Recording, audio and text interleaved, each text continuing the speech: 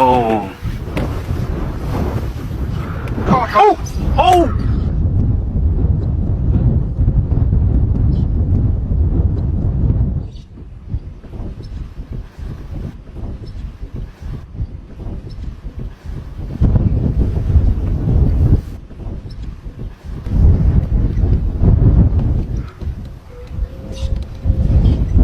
Welcome back to Pinda and Beyond.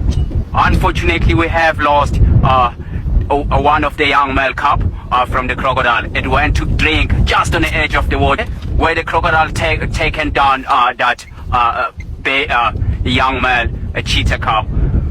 Oh, it's so painful. It's more than the word painful. And nothing really we can do because that crocodile, it was just ambushing the